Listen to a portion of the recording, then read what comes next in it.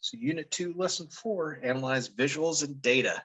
And today, by the time we complete our lesson, we'll be able to use visuals to help clarify a text and read charts to interpret data.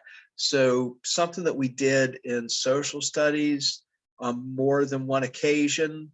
And we're going to be adding a little bit it's different visuals today, but it's largely the same idea here.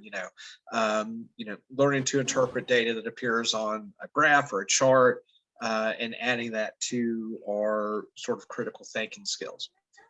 So let's take a look at our audio. Let's listen to. I keep saying that. Let's look at our audio. I should be saying let's listen to our audio. Authors often use visuals to help convey ideas and information. Visuals include photographs, diagrams, drawings, charts, graphs, and tables. Different kinds of visuals support authors' claims in different ways. Photographs and diagrams can give readers a better understanding of what a situation was or is like. Such visuals also may clarify a text or support an author's argument by appealing to readers' emotions, as you learned in Lesson 1 in this unit. Data, which includes numbers, statistics, and other types of similar information, are often easier to read and understand when they appear in charts and tables. Authors often use data to provide logical support for claims, as explained in Lesson 1. So different ways to convey ideas and information, which we've looked at. We did this with maps. We did this with different types of charts and other forms of visualization. One that we really haven't talked about, kind of new here, is photograms.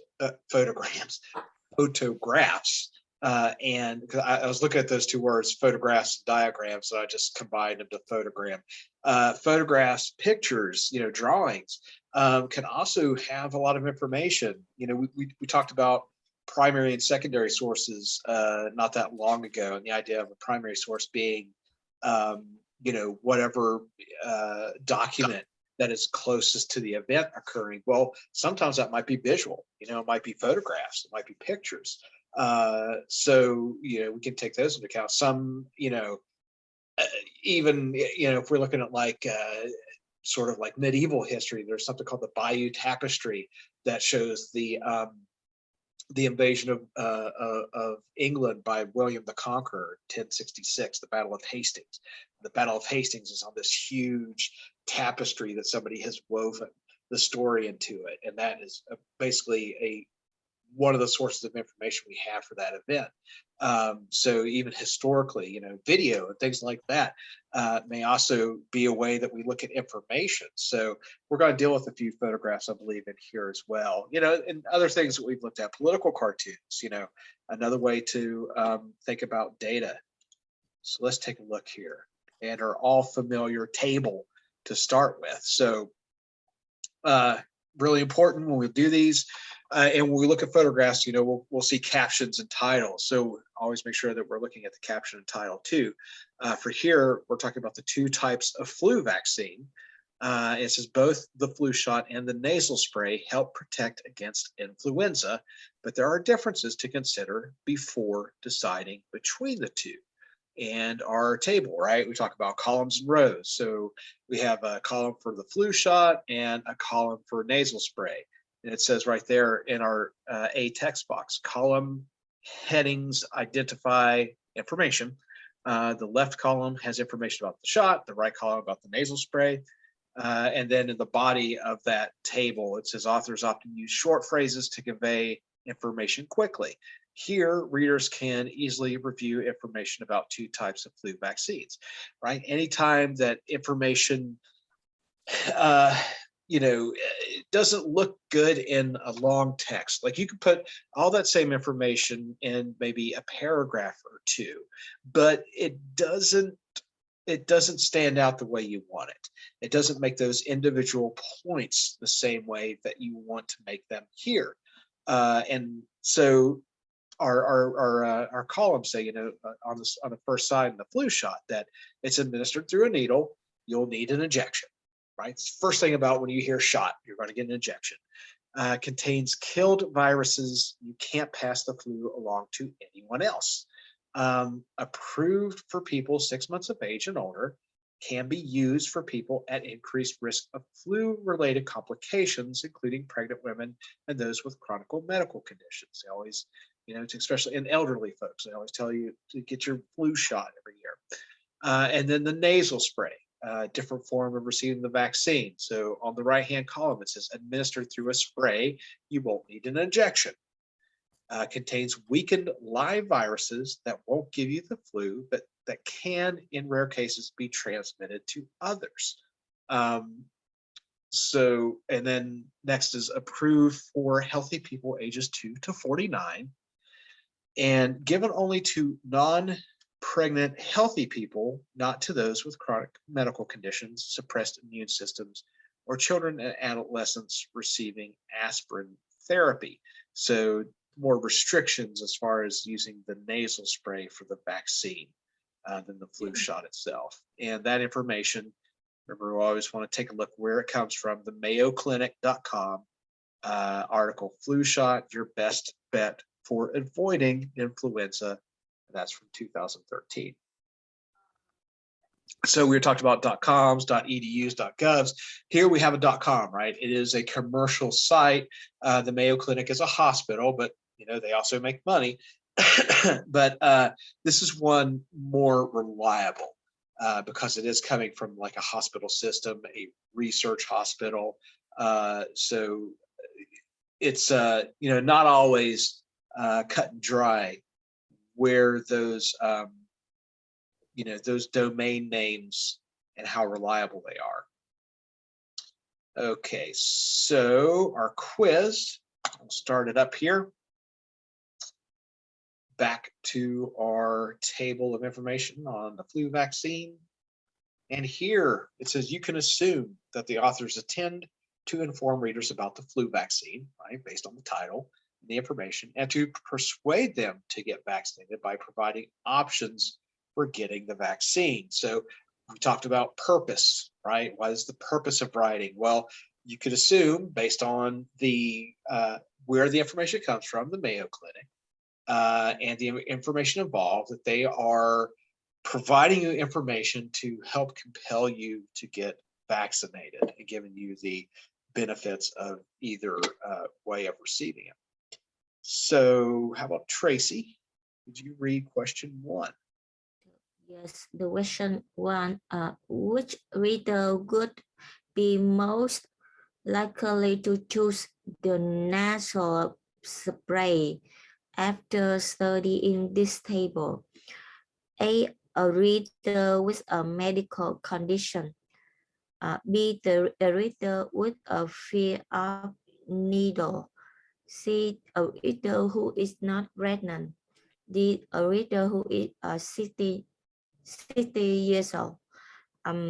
C. So B. B. Right. So the nasal spray, right, would, if you have a fear of needles, that's one way you can avoid it. The A is unclear because there, it's potentially medical conditions come into play on both sides of those, right, for the nasal spray or the injection. A reader who is not pregnant, what did it say about that? So it is one, yeah, that is one of them. But that doesn't, that doesn't mean you'll choose that, right? That just has to be one of the criteria for you to receive the nasal spray. And then a reader who is 60 years old. The nasal spray is approved for healthy people only between the ages of 2 to 49. So that eliminates D. Yes, And, but about the resident, they told given only to non-resident. That means the reader who's, yeah. So I concerned, why not?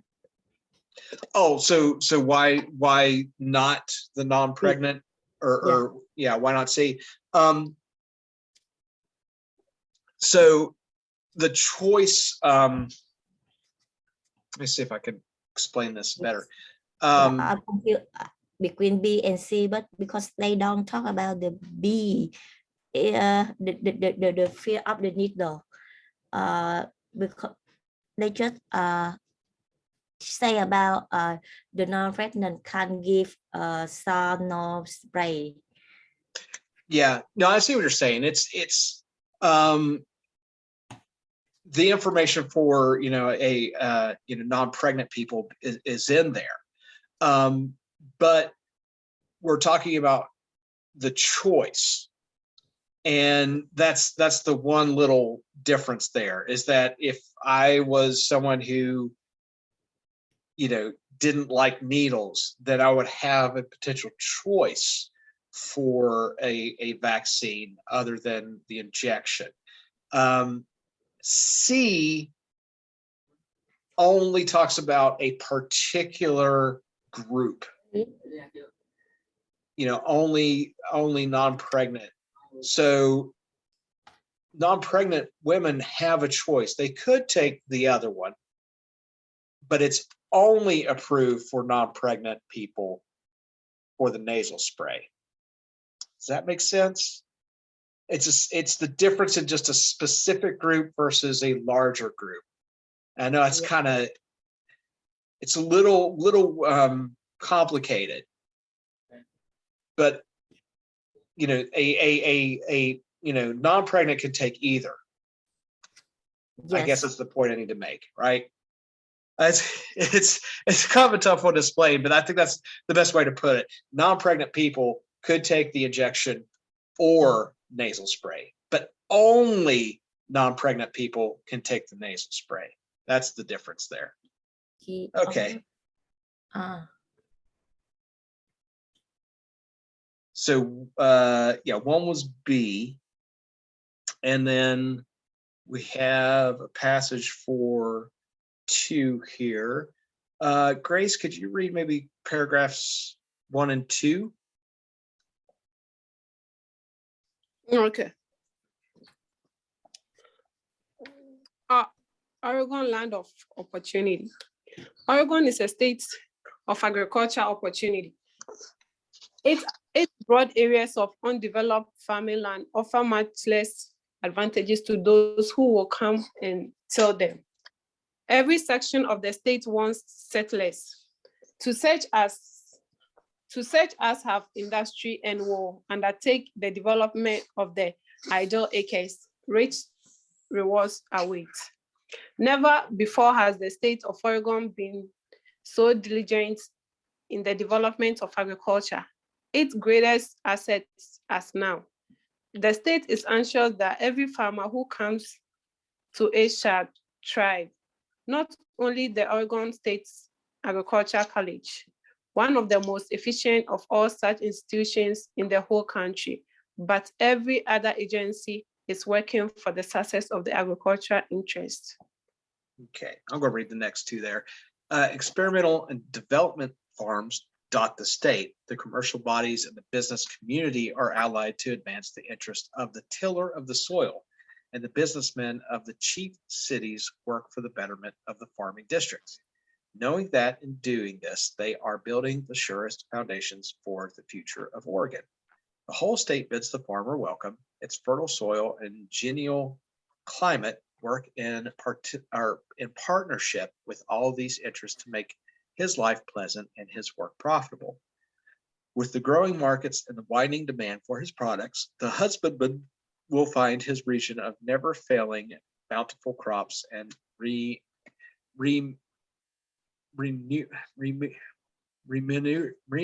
I don't know that word, remunerative rewards. I'm not sure that's remunerative rewards. Okay, and from the Oregon, I'm gonna put it up now. From the Oregon Almanac article, "The Land of Opportunity" by Oswald West. And then our picture here, right? If there's a accompanying picture or anything, always make sure that you take a look at the caption or the title of the picture, and it's the Oregon Agricultural College campus from 1912. So we see the campus here and then the land around. All right, so remunerative. That's it. Okay, so 2, how about we go to Christiana? Could you read question 2 for us?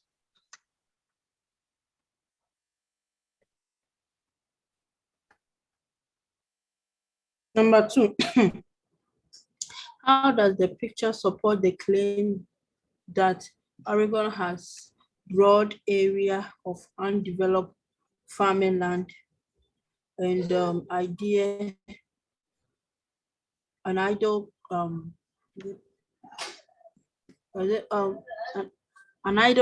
please, what's that word? I'm sorry, undeveloped? No. Idle acres. Idle acres. Oh, okay. A. The land in the picture looks green and healthy and shows small farms. B. The picture in the State Agriculture College proves that past farmers have succeeded. C. The college looks well developed, suggesting that it offers many resources for newcomers.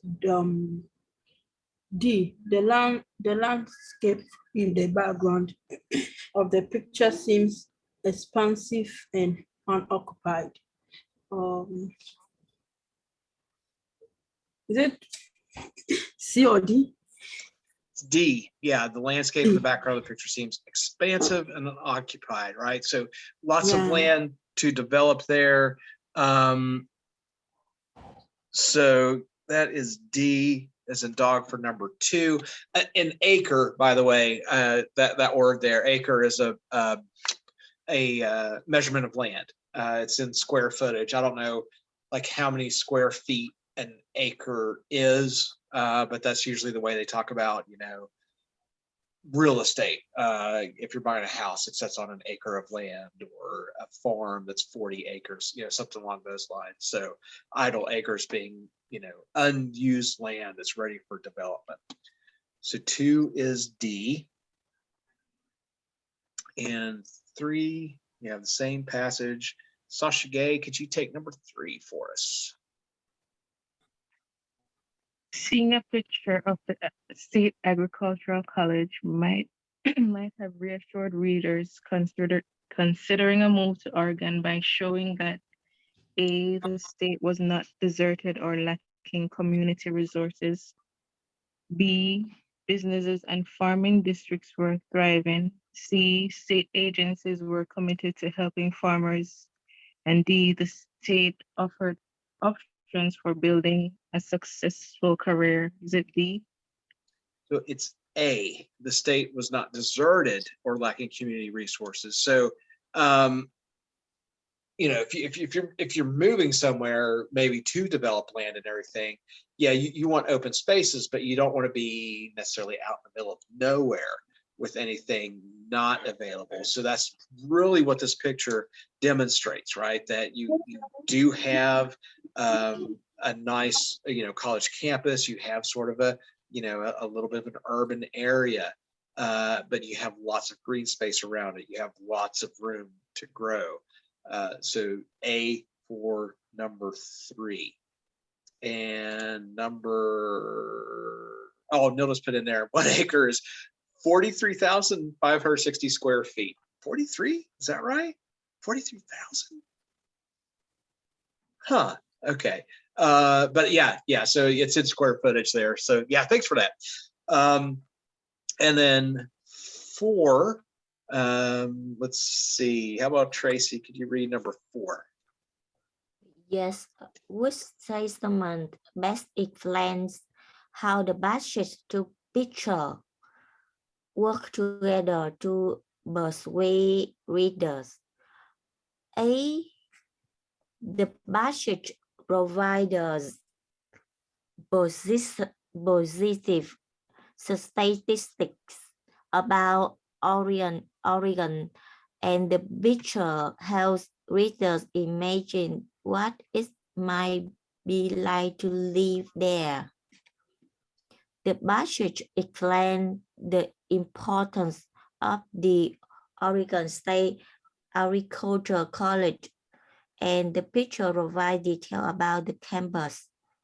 See the passage explains how agencies and institutions work together to help farmers, and the picture shows one of those institutions.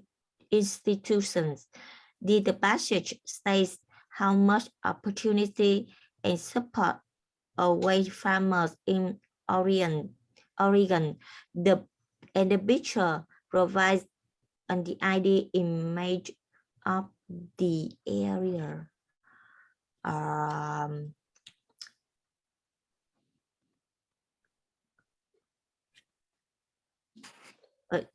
A.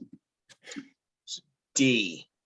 D. So yeah, you get, this is almost propaganda, right?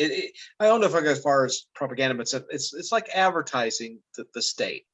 And so in the text, you have those sort of ideas about, you know, if you want to move there to farm, if you wanted to develop this land, you know, you have business communities, you have commercial bodies, then you have the climate that's great for growing and things like that. So giving you all this description of, you know, the things that are going to be available, and then the picture helps support that by showing, you know, both sides of that it's going to be a great, you know, literally giving you a picture of what it's going to be like to live in Oregon. So D for number 4, D as in dog. Okay, that's it. Only 3, or I'm sorry, 4 for the quiz. So 1 was B as in boy. 2 is D as in dog. 3 was A. And 4 was D. Okay. And let's check the workbook then. Okay, so it says here for the workbook, visuals allow authors to highlight important information and present data in different ways. So for example, a graph can show how something changes over time, right? We've talked about graphs and charts. A chart could show comparisons among groups. Photographs and pictures can appeal to readers' emotions, excuse me, and help readers understand what a particular situation was or is like. Authors use data to inform readers and support logical arguments.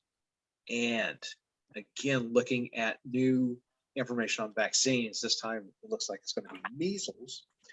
So our text here says the Centers for Disease Control and Prevention has found that groups opposed to vaccination may claim that some diseases began to disappear before vaccines were introduced.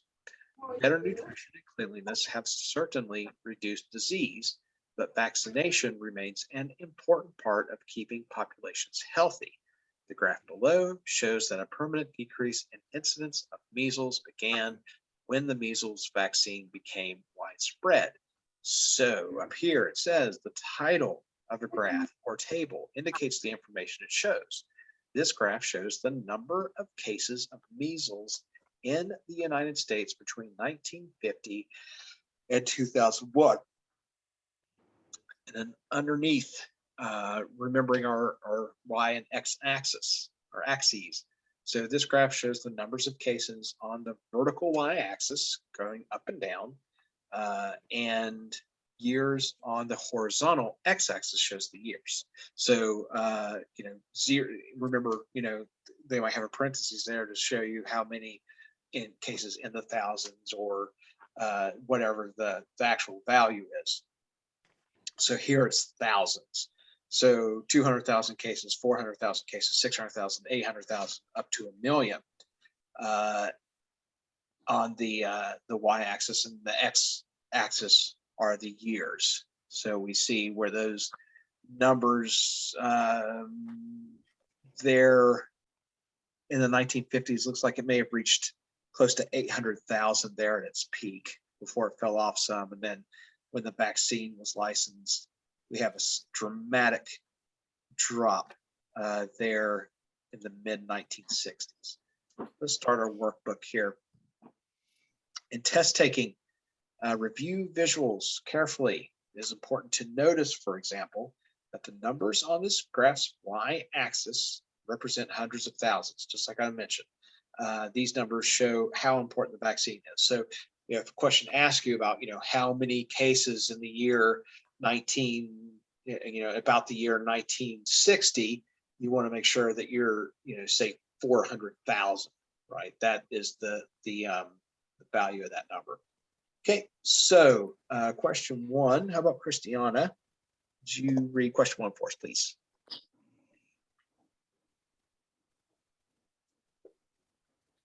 Okay. How does the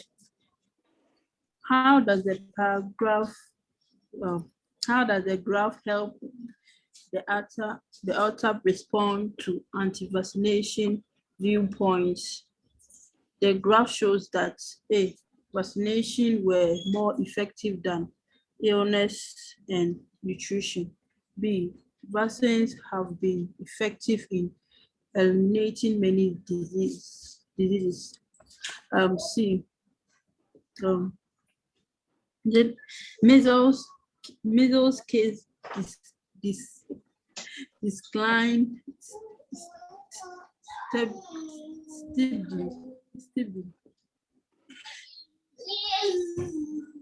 after the vaccine was licensed. D, measles case fell consistently before the vaccine was introduced.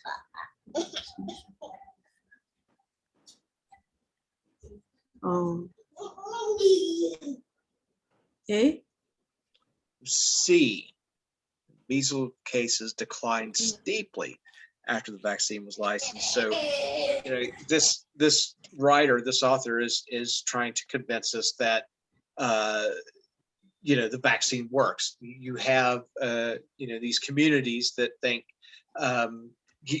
whether it's polio or measles or some of the other particularly childhood illnesses, they all started kind of disappearing around the same time, and that was due better to better hygiene and better our knowledge of hygiene and cleaning is what caused those cases to drop. But the numbers really show, and using this visual, right, using that graph and pointing to when that vaccine was licensed and when it started to be mass produced, helps that author state that vaccines are a major cause in reducing those diseases because of the sudden drop. So those visuals really help to illustrate and support that evidence. So C here shows measles cases declined steeply after the vaccine. That is what the author is trying to state there. So C for number 1. And Grace, could you read number 2 for us? Okay. Why is the year the vaccine was licensed indicated on the graph? A, to confirm how quickly cases decline. B, to indicate when the decline in cases began. C, to prove that cleanliness is unimportant. And D, to explain why cases of measles declined. B. Is it B? It's D, to explain why, right? So they're pointing out here the overall purpose of the author's passage was to show that vaccines are largely the cause of the reduction in that disease. So pointing out that year is to explain why cases of measles declined. So it also, that's the thing, it coincides, right, when the cases started to dramatically decline, but he wants to make sure he's pointing out that it's when the vaccine was licensed. That is his reason or that's the reason the graph is showing this particularly. So D is in dog for 2.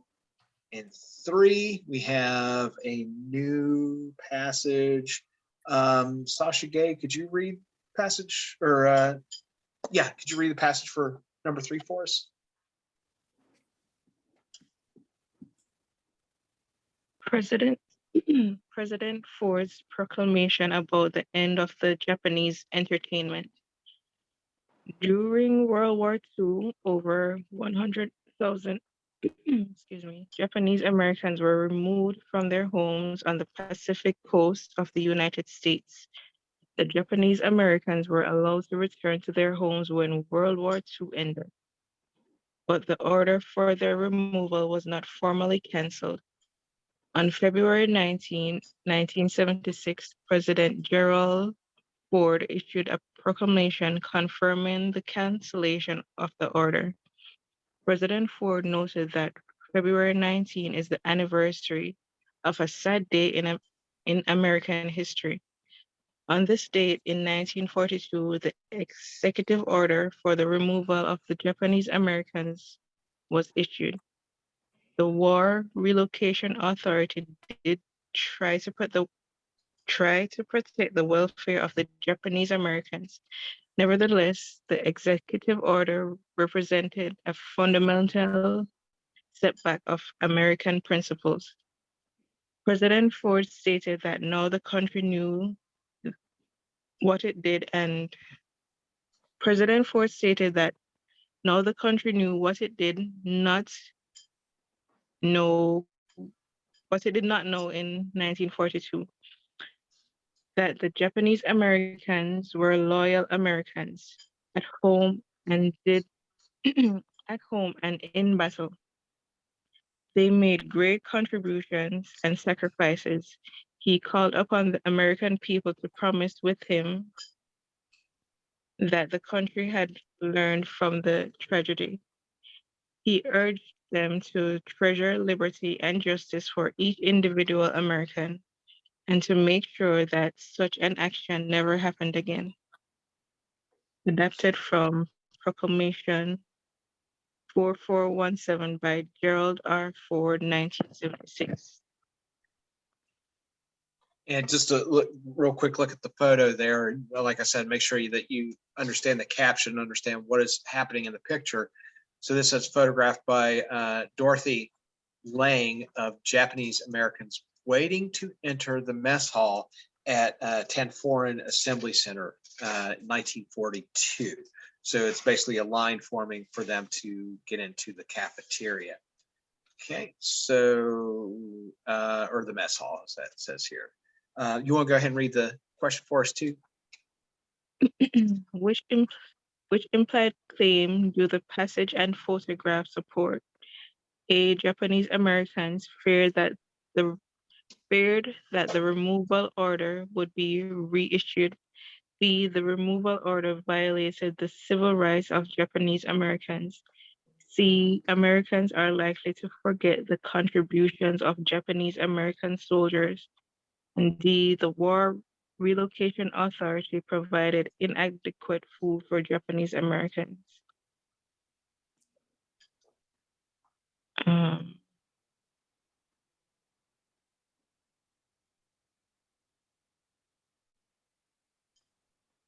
I'm thinking C or D. It's B. B as in boy. The removal order violated the civil rights. So implied, meaning it's not explicitly stated. You kind of read between the lines. So this, what was happening here, President Ford. So after the executive order that Roosevelt signed in the 1940s to have the Japanese interred, 2 is D, Nilda, by the way, 2 is D. So after that, it was never reversed. The Japanese Americans went back to their homes and everything, but that order was still sort of out there. It had never been reversed, it had never been canceled. So symbolically, President Ford issues this end to that proclamation by Roosevelt in 1942 sort of ending this, sort of laying to rest this unfortunate part of American history. And between that and the photo, which is basically, more or less these, Japanese Americans, remember, these are American citizens who are standing in line waiting for food during World War II in 1942, because they've been removed from their home and they've been put in internment camps. And now they have to wait. They're basically, the government is dictating how they're living their lives at the moment. So that, you can imply from Gerald Ford's proclamation and the photograph, right, that the removal order violated the civil rights of Japanese Americans. So B is in boy for number 3. And Tracy, how about reading number 4? Yes, number 4. What information does the photograph provide that the passage does not? The photograph shows a sum of what life were like at Stanford Assembly Center. B, the number of Japanese Americans who stayed at Stanford Assembly Center. See how Japanese Americans contributed on the battlefield.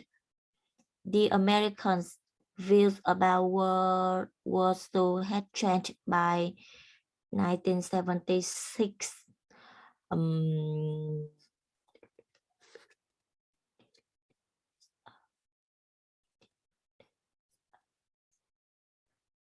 B. A.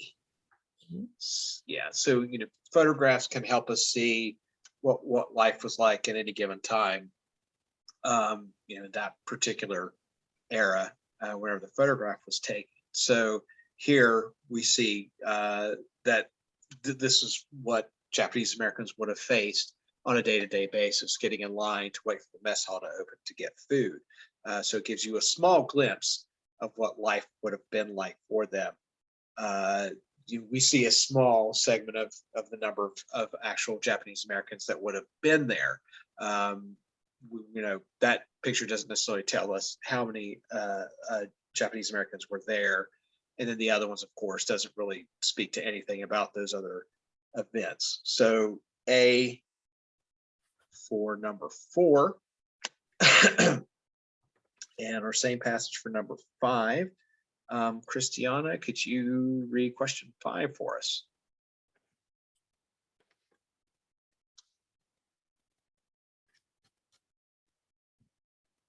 Oh, she's gone. She's left us. So let's go on to Grace. Did you read number 5? Okay. Which statement best explain the purpose of the photograph? A, to teach readers about American history. B, to prove that the camps existed. C, to create sympathy for Japanese Americans. And D, to anger those who experienced removal. B? So it's C. Everybody was fairly aware that these were out there. This wasn't like the Holocaust in Europe, where Germany was hiding the fact that they were interring Jewish people, among other groups. And then, of course, to teachers about American history, well, when a picture is taken, we don't necessarily know if that's going to be a historical moment or something to talk about later. So yeah, this is basically to create sympathy, is showing how they're being treated. So 5 is C. 6, how about Sasha Gay? Could you take number 6 for us?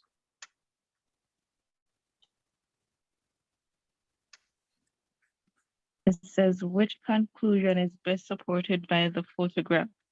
A, Japanese Americans at the camps faced uncomfortable conditions.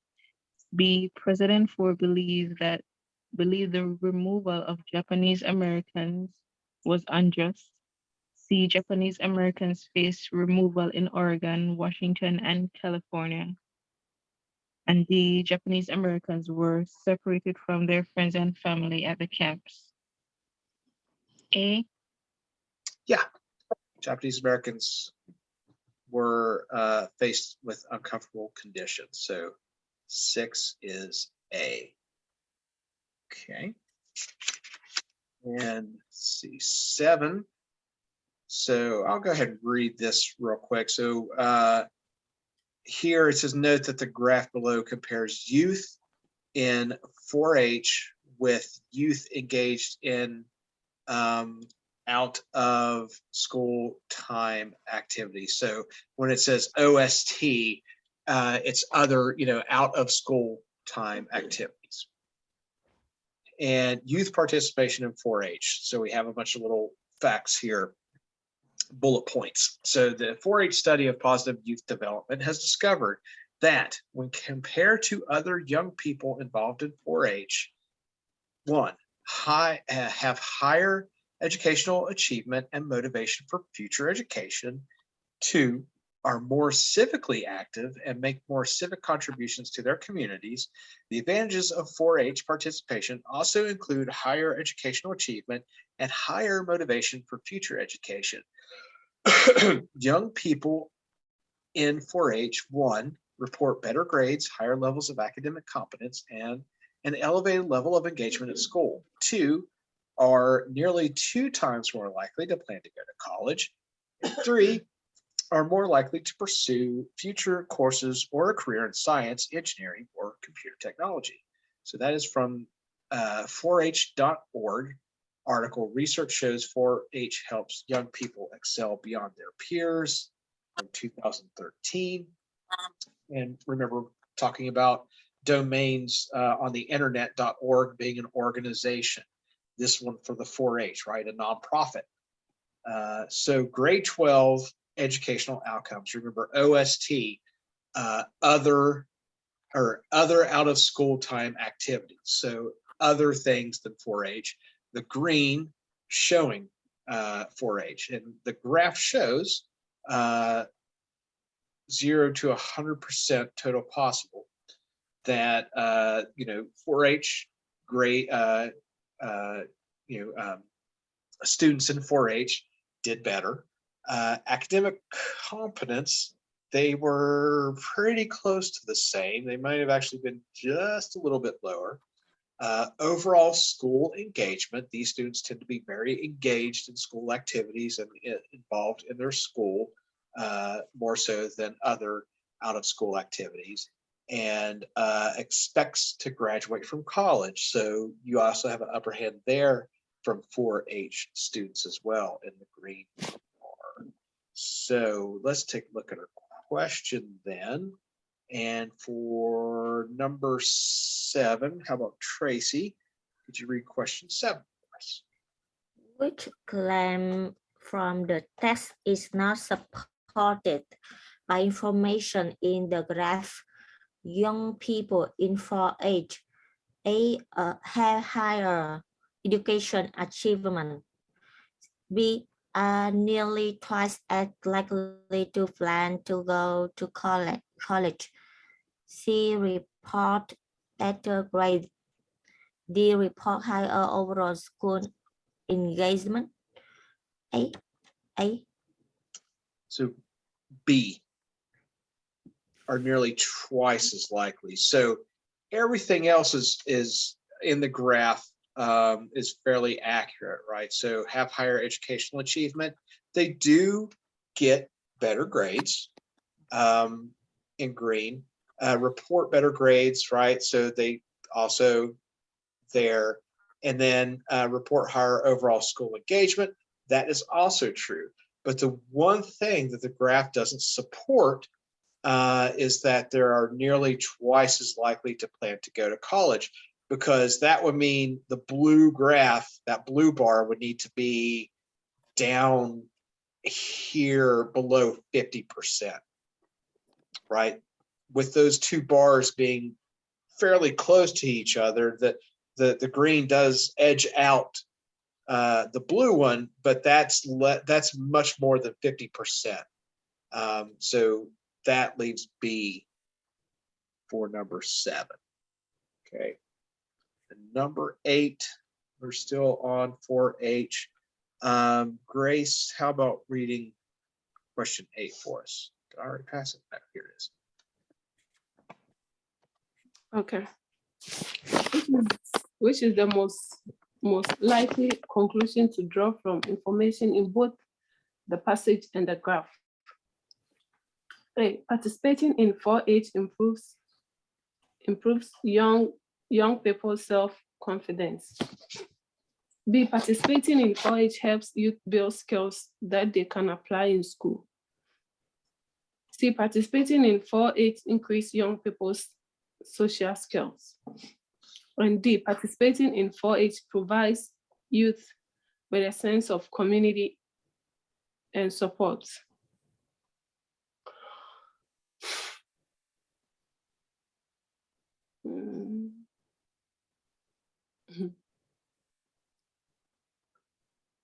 B? Say B? Yeah. Yeah. B as in boy. Everything in that bar graph points towards school, right? It's talking about grades. It's talking about, engagement in the school. It's talking about going to college. So, the title itself, educational outcomes. So this is all revolving around school. So you can eliminate the other ones. It doesn't really say anything about self-confidence. You might be able to sort of imply that because of the educational outcomes. But what we have concrete here is this is all about school. So B as a boy for 8. Okay. And number 9, Sasha Gay, how about number 9? Which statement best explains why the graph compares youth involved in 4-H with youth involved in other OST activities? A, to suggest that youth who do not participate in 4-H or other OST activities are at a disadvantage. B, to show that youth who do not wish to participate in 4-H have few other OST options. C, to show that youth that participate in 4-H in greater numbers than in other OST activities. And D, to suggest that 4-H is more worthwhile for youth than other OST activities.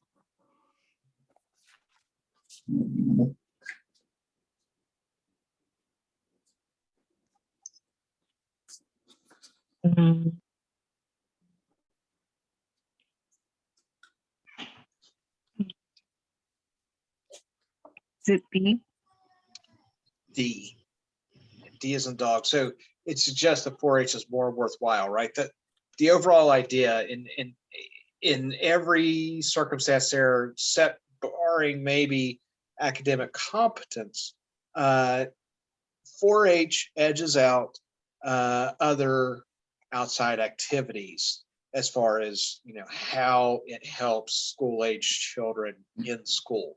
So that's the overall idea then. So you can eliminate sort of the idea that who do not participate in 4-H or another activity are at a disadvantage. We don't know that. That would be a logical fallacy to state that. To show that youth who do not wish to participate in 4-H have few other OST options doesn't say that either. To show that youth participate in 4-H in greater numbers than in other OST activities. We don't have numbers, we have percentages here. So that leaves D. Okay, and then 10, we have another question on the 4-H. Tracy, could you read question 10? Yes. 10. Which claim from the text does the information in graph seem to contradict? A, youth in 4-H report higher academic competence than other youth. B, youth in 4-H are more likely than other youth to pursue careers in science, engineering, or computer technology. C. Youth in 4-H have an elevated level of engagement at school compared with other youth. The youth in 4-H are more likely than other youth to be civically active, to make civic contributions to their communities.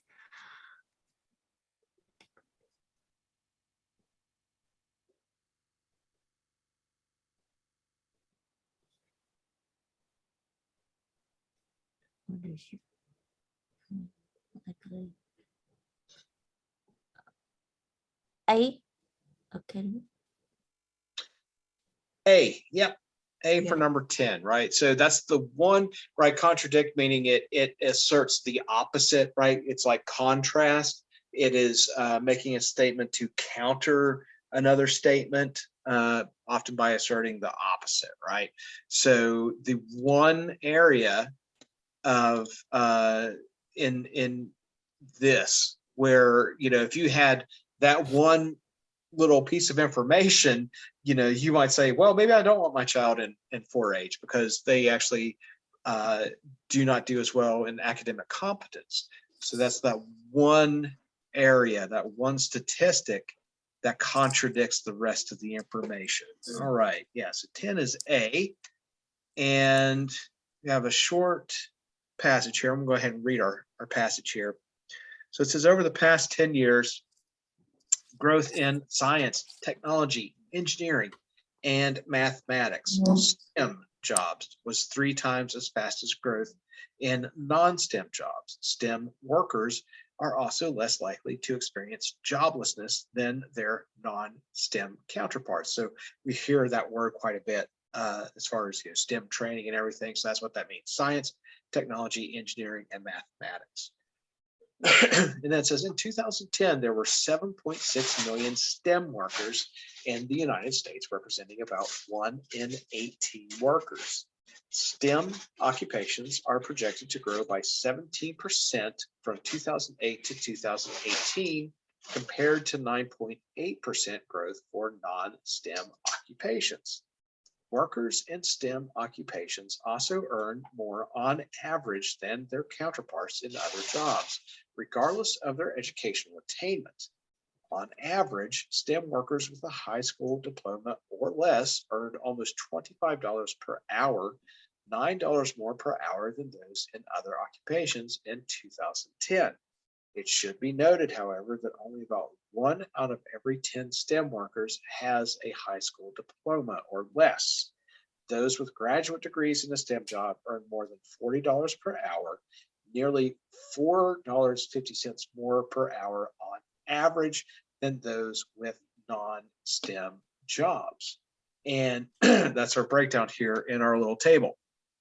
So our title, average hourly earnings of full-time STEM versus non-STEM workers in 2010. And our columns there, you know, average hourly earnings, that's broken into 2 columns, STEM and non-STEM. And then difference being the amount difference between those STEM workers and non-STEM workers and the percentages there. So, you know, in our rows, it says high school diploma or less, some college or associate degree, bachelor's degree only, or graduate degree. Okay, and each one showing the percentage difference in the dollars made per hour. And oh, excuse me, from the ESA, I'm not sure what department the ESA is, but ESA.gov article, STEM, good jobs now and for the future, by Dave Langdon. All right. So let me go ahead and read the fill in the blank here. How do the data reported about the projected growth of STEM occupations support the author's claim about STEM workers' job security?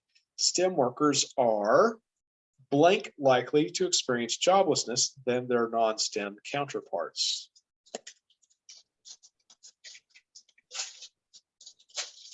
So are they more or less likely to experience joblessness than their non-STEM counterparts?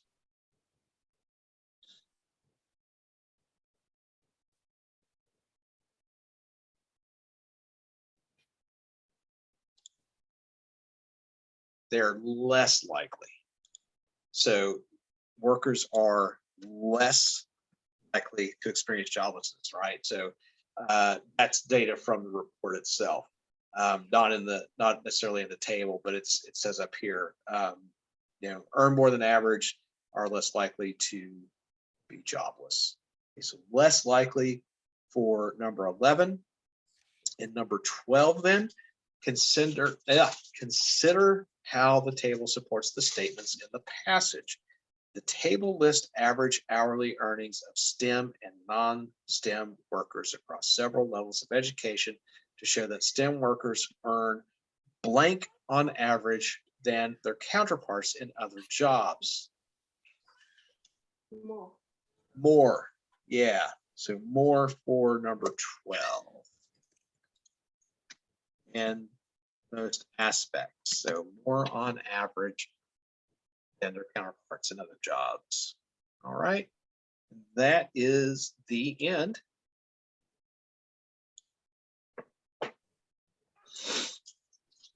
All right, anybody need any follow-up here as far as answers? Are we good there? Number 9. Number 9 was D as in dog.